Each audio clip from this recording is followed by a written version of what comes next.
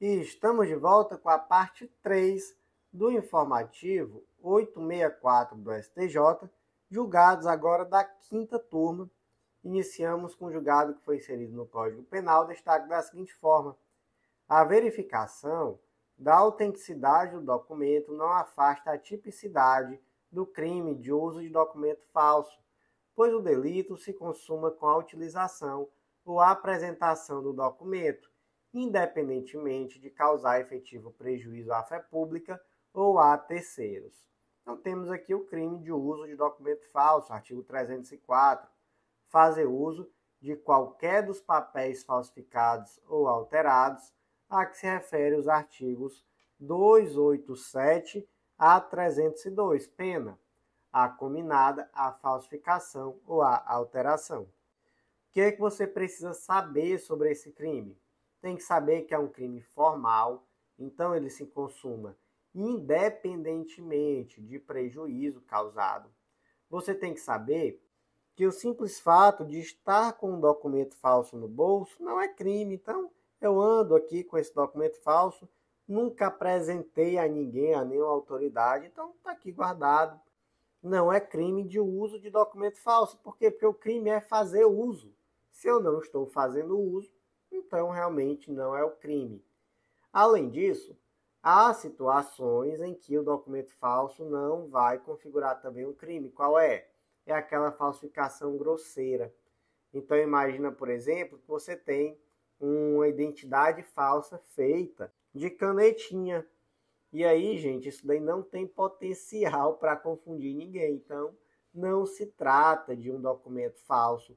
Não é crime fazer uso desse falso documento. Por quê? Porque ele não ilude ninguém. Então, imagina, por exemplo, que alguém que seja muito engraçadinho seja parado na Blitz e apresente esse documento como uma CNH. Foi a sobrinha dele que fez. Fez de canetinha, pregou uma foto dele. Não é crime, tá? Agora, o que aconteceu no caso concreto?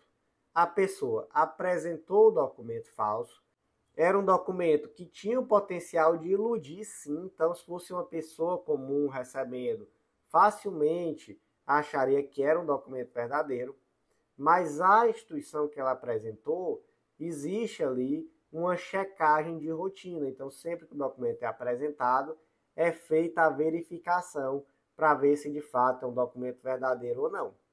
E aí o argumento da defesa é que era crime impossível, porque se existia como uma forma rotineira essa verificação de autenticidade, não houve nenhum risco em nenhum momento desse documento falso ser efetivamente utilizado. Colou essa tese? Não, tá? Não colou a tese, porque o documento foi de fato apresentado, era um documento que tinha sim uma viabilidade de confundir, então não era um documento feito de canetinha nem de longe, e o simples fato de existir uma verificação de autenticidade, mesmo que rotineira, não afasta a tipicidade do crime. Não torna o crime possível, até porque é um crime formal, independe de resultado naturalístico. Então, como é que ficou o destaque? A verificação da autenticidade do documento não afasta a tipicidade do crime de uso de documento falso, pois o delito se consuma com a utilização ou a apresentação do documento, independentemente de causar prejuízo efetivo à fé pública ou a terceiros. Seguindo em frente, próximo julgado de hoje, foi inserido no Código de Processo Penal destaque da seguinte forma: a proibição do uso de redes sociais pode ser imposta para prevenir a prática de delitos virtuais, sem violar direitos fundamentais, desde que fundamentada adequadamente. Então, imagine uma situação em que o juiz aplica uma medida cautelar diversa da prisão, e essa medida cautelar é qual? É a proibição de uso de redes sociais. Isso é possível? Gente, isso é possível.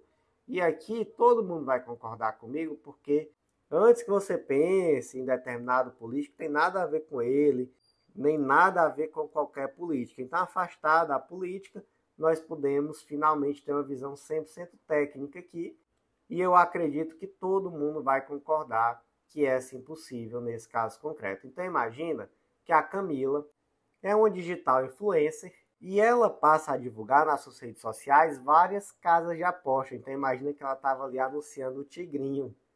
E aí ela ensina macetes que direcionam seus seguidores a grupos fechados. E ali ela vende dicas de como ganhar dinheiro nessas casas de aposta. Todas casas de aposta não autorizadas, tá?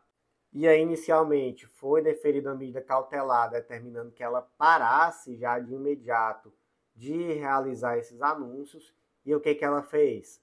Ela migrou para perfis reservados em outras redes e manteve a atividade. E aí não restou outra solução. O juiz foi e aplicou a ela uma medida cautelar de proibição de acesso a redes sociais. A defesa recorreu alegando violação à liberdade de expressão e ao exercício profissional. E aí? Essa medida cautelar é possível? Sim, com certeza absoluta. Essa medida cautelar é possível. Por que é possível? Porque ela é uma medida adequada, necessária e proporcional, então ela passa nesse triplo filtro de proporcionalidade.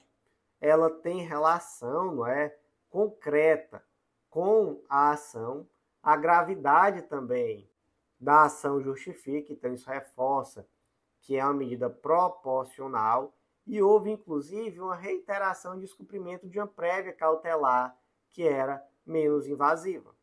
Então, dentro dessa situação, né, que já era alguém que descumpriu uma cautelar que era menos gravosa e agora foi necessária essa cautelar mais gravosa, o exercício profissional, a liberdade de expressão, nada disso vai prevalecer. Por quê? Porque, na verdade, ela estava utilizando mesmo, era a rede social para cometer crimes. E aí, gente, hoje a nossa vida é muito online, né? Nós vivemos grande parte do nosso dia online e até por isso é necessário que existam ferramentas mais contundentes para evitar esses crimes que ocorrem online. E aqui é uma possibilidade. Então, como é que ficou o destaque? A proibição de uso de redes sociais pode ser imposta para prevenir a prática de delitos virtuais sem violar direitos fundamentais, desde que fundamentada adequadamente. Seguimos em frente agora com os julgados da sexta turma do STJ. E, gente, esse julgado aqui eu não aguento mais comentar, mas vamos lá porque o dever impõe. Julgado inserido no Código de Processo Penal. O nervosismo ao avistar a guarnição policial pode caracterizar fundadas razões para a busca pessoal. Gente, tivemos uma viragem jurisprudencial nesse sentido, né? Nós caminhávamos no sentido que tornava muito restrita a possibilidade de busca pessoal, cada vez mais, não é? A jurisprudência ia se afunilando. E eu diria até que passou um pouco do ponto mesmo, em certa medida, não é? Mas por razões que são louváveis. Porque o que se buscava? Se buscava evitar o perfilamento racial, se buscava evitar que essas buscas pessoais fossem feitas de forma completamente indiscriminada, então se exigia ali uma fundamentação mais concreta. Mas, não é? Eu digo que passou um pouco do ponto, porque é uma linha tênue. Então a gente também não pode pensar em algo que inviabilize de uma forma tão pesada a atividade policial. E aí a jurisprudência ela via restringindo. E aí, enfim, o pessoal que é desse ambiente mais policial já estava extremamente crítico em relação a essa situação. Mas o fato é que o STF ele decidiu em sentido contrário, entendendo que o nervosismo é sim um fundamento válido para justificar uma busca pessoal, por mais que se diga isso é muito subjetivo, mas meio que se deu essa credibilidade ao trabalho do policial, nesse sentido de dizer que ele está ali na atividade, está ali no dia a dia, então ele acaba sabendo quem é que ele deve abordar ou não. Qual era o grande problema aqui? Eu vejo isso muito assim, sabe? Para mim nunca foi um debate se o nervosismo é ou não suficiente para justificar uma abordagem. Para mim sempre foi um debate meio que de dar credibilidade ou não à palavra do policial naquele caso concreto. E aí, claro, né? O policial, como agente público de extrema relevância, ele merece credibilidade, mas às vezes as narrativas não são tão verossímeis. E aí, enfim, não é, acaba sendo complicado de justificar em muitos casos concretos. Aí é uma linha muito tênue, saber o que vai ser regra, o que vai ser exceção, como é que você vai colocar isso. Mas o fato é que essa decisão do STF meio que abriu uma porteira para dizer que realmente tudo aquilo que a gente conversou aqui longamente, vários informativos que às vezes fica parecendo que eu tenho dupla personalidade, né? Porque eu trago um informativo falando uma coisa, depois eu preciso falar outra coisa totalmente diferente. Então, tudo aquilo, critérios objetivos, tem que, enfim, tudo isso aí, nada, né? Isso aí acabou-se. O nervosismo, nesse momento, é tido como um motivo suficiente para uma busca pessoal. E a sexta turma do STJ, por maioria, tá? É bom que se diga, então teve sim divergência, mas ela entendeu que é possível. Então, nesse momento, a STF, quinta e sexta turma do STJ estão unânimes no sentido de que o nervosismo é suficiente sim para caracterizar uma fundada suspeita e justificar uma busca pessoal. No caso concreto, gente, por que eu digo que abriu a porteira? Porque foi um daqueles casos em que a polícia militar já faz toda a investigação ali em loco. Porque foi mais ou menos o seguinte, imagina que o Mévio, ele estava de tornozeleira eletrônica na rua e ele estava ali meio que com a cabeça dentro de um carro, parecia entregar alguma coisa, enfim. E aí passou uma guarnição da polícia e ele aparentou nervosismo. A polícia, ora, pessoa com tornozeleira, estava ali em atitude suspeita. Qual atitude suspeita? É que ela estava conversando com alguém que estava dentro de um carro. E ela aparentou nervosismo, aborda. Chegou lá, abordou, encontrou com ele o quê? 2 comprimidos de êxtase e uma porção de cocaína. Até então, pode ser usuário, né? Isso aí não caracteriza dificilmente tráfico isoladamente. O que eu penso? Se tivesse acabado aí e tivessem levado até a delegacia, feito flagrante, e aí, enfim, com base em algum elemento ou outro, mesmo sendo pouca droga, caracterizasse um tráfico, tudo certo. Mas o que aconteceu? Ele, o Mévio, confessou que era traficante e disse para os policiais que tinha droga guardada em uma residência. Aí esse é aquele caso que eu disse, que a polícia faz toda a investigação em loco. A polícia foi com o Mévio até a residência e lá encontrou, de fato, tudo aquilo que caracteriza tráfico de drogas. Droga em maior quantidade, dinheiro trocado, aparatos que são utilizados para o fracionamento da droga, balança de precisão, né? Enfim, por aí vai. E aí é por isso que eu digo que abre a porteira, né? Porque, inclusive isso, a busca domiciliar foi validada. E aí eu já acho muito difícil, sinceramente, acreditar nesse tipo de situação, que a pessoa simplesmente confessa, eu sou traficante mesmo, vamos ali em casa pegar droga.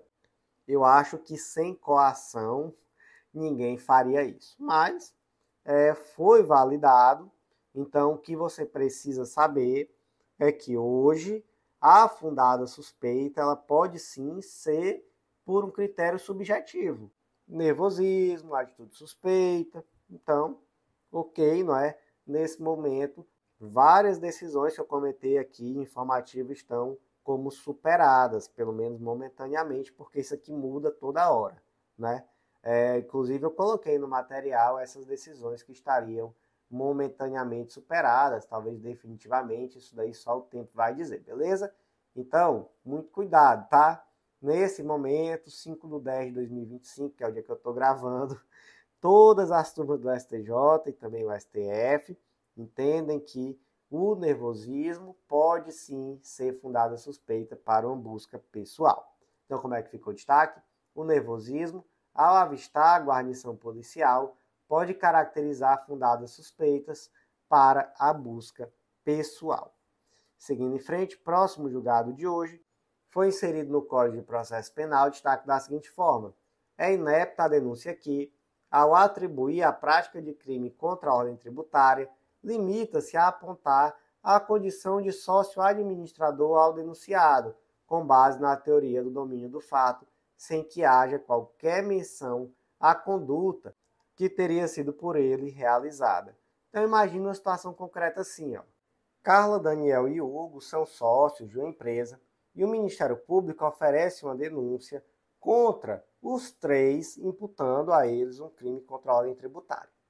No caso do Hugo, simplesmente a denúncia narra que ele teria o domínio do fato, já que ele era sócio administrador da empresa, mas não narrou qualquer ação, qualquer omissão, enfim, nada que de fato demonstrasse que ele tem ligação com isso, com esse ato que foi supostamente praticado. O Hugo, então, impetra habeas corpus pedindo o trancamento dessa ação penal. E aí, gente, aí que aqui nós temos uma denúncia inepta, tá? O artigo 41 do Código de Processo Penal traz que a denúncia tem que trazer todas as circunstâncias referentes ao fato. Ah, professor, mas às vezes isso é difícil. Realmente. Mas aí tem que trazer o mínimo, né? Uma narrativa fático-descritiva mínima. Não basta simplesmente valer de uma teoria para dizer a teoria do domínio do fato, como se fosse um jogo de truco, né? Tá aqui, ó, truco, teoria do domínio do fato. Não, calma. Isso aqui não pode ser um atalho probatório. Há determinadas situações em que, de fato, há uma complexidade muito grande, você não consegue individualizar certinho as condutas, mas calma lá. Dizer assim, Zezinho é sócio da empresa, sócio administrador. Bota ele na denúncia. Teoria do domínio do fato. Não, tá? Denúncia inepta, beleza? Então, gente, como é que ficou o destaque? É inepta a denúncia aqui. Ao atribuir a prática de crime contra a ordem tributária, limita-se a apontar a condição de sócio administrador do denunciado, com base na teoria do domínio do fato, sem que haja qualquer menção à conduta que teria sido por ele realizada. E, finalmente, o último julgado de hoje foi inserido no Código de Processo Penal, destaque da seguinte forma. 1. A disponibilização tardia de depoimentos considerados essenciais configura cerceamento de defesa e nulidade processual, violando os princípios da plenitude da defesa e da paridade de armas. 2. A ausência de contraditório efetivo em relação a provas determinantes para a condenação enseja a nulidade do julgamento perante o tribunal do júri e, caso constatada a negativa de acesso durante a instrução processual, a própria decisão de pronúncia. Gente, olha só que caso concreto interessante. Contexto aqui de crime doloso contra a vida, tá? Imagina que existem 3 réus e esses réus, eles deram depoimento lá em 2010. Esse depoimento ficou gravado. Mas a Mariazinha, que era uma das réis, nunca teve acesso. E a defesa dela foi insistente nisso, de requerer o acesso a esses depoimentos, porque entendia que o depoimento dos corréus era fundamental até para ela montar a defesa técnica. Entendeu que eram depoimentos imprescindíveis. Mas, mesmo assim, tudo seguiu a instrução processual e nada do acesso a esses depoimentos. Esses depoimentos só foram liberados lá em 2019, sabe quando?